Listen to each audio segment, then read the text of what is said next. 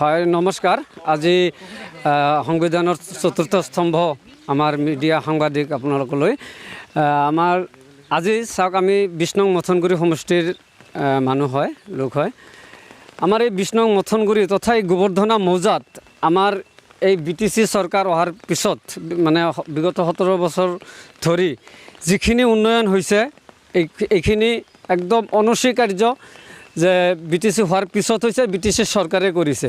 চাওক আজি আমি যিটো ৰাস্তাত থিয় হৈ আছোঁ বংশীবাৰী পথাৰত, এই বংশীবাৰীৰ এই ৰাস্তাটো আমাৰ বিটিচি চৰকাৰে কৰা। আৰু আপোনালোকে হয়তো জ্ঞাত যে ঘোঁৰামাৰা কাটাজাৰ বজাৰৰ পৰা এনেকৈ ভায়া বংশীবাৰী গাঁও ভায়া দলুগাঁও হৈ নিমুৱা আৰু এনেকৈ পূব চাবাকমাৰলৈকে আহিছে। এতিয়া চেণ্ট্ৰেল পৰিছে এইটো PMGSY, এইটো আমাৰ মহামান্য চিফ ছাৰে হাগ্ৰামা মহিলাৰী ছাৰে এইটো গ্ৰেণ্ট কৰিছে। তো এইখিনি কথা আমাৰ বিটিচিবাসী ৰাইজে অনুভৱ কৰিছে।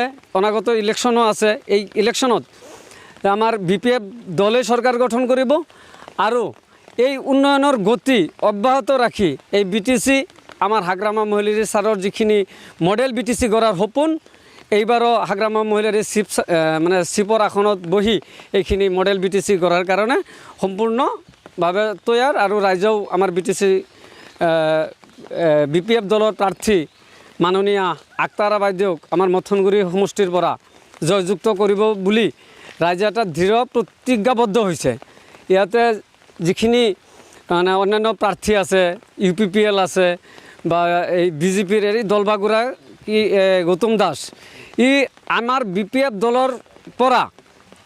দলৰ পৰা নিৰ্বাচিত হৈছে প্ৰথমবাৰৰ পৰা নিৰ্বাচন হৈ মানে 4টা বছৰ টাৰ্ম পাৰ কৰিছে।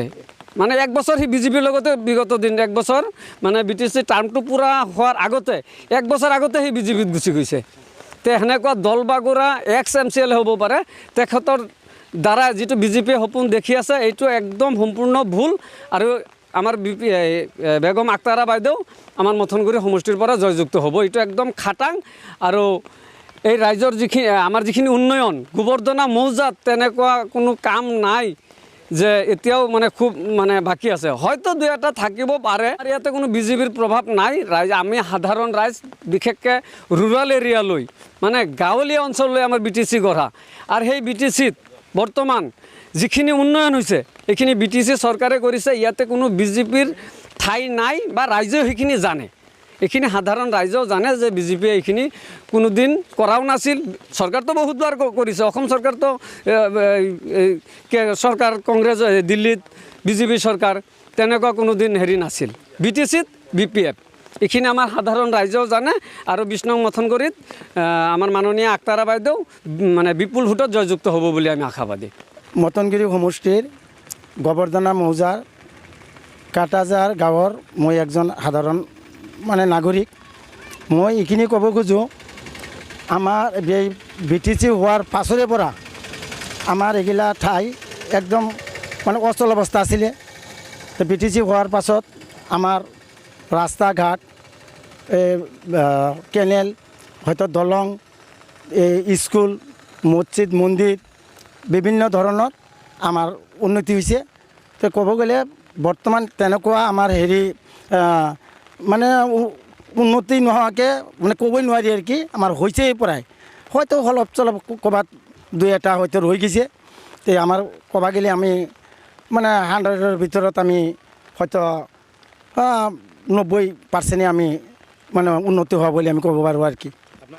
বৰ্তমান আমাৰ গৌতম দাস যাৱাৰ পাছত আমাৰ এইবাৰৰ যিটো সেই হিচাপত আমাৰ কেণ্ডিডেটৰ বহুত ভাল, জনসাধাৰণে খুব মানে এটা সঁহাৰি দিছে যে এইবাৰ আমি BPFৰ বাহিৰে আমি বেলেগ চিন্তা আমি নকৰোঁ। আৰু আমি BPF চৰকাৰে আমি আনিব লাগে। আৰু BPF চৰকাৰ আহিলেহে আমাৰ বিভিন্ন জাতি জনগোষ্ঠীৰ উন্নতি হ'ব আৰু আমাৰ যিটো মানে এটা মিলা প্ৰীতি এইটো মানে ভাল থাকিব। আমাৰ এনেকুৱা আমাৰ জনামতে সেনেকুৱা নাই। বহুতে মানে এইটো ধৰি লৈছে যে BPFত থাকি তেওঁ যেনেকৈ যিখিনি উন্নতি তেওঁ মানে কৰি নিজৰ কাৰণে কৰি লৈছে, আৰু এতিয়া উন্নতি হোৱাৰ পাছত এতিয়া মানে আৰু BPFক ত্যাগ কৰি BJPত গ'ল।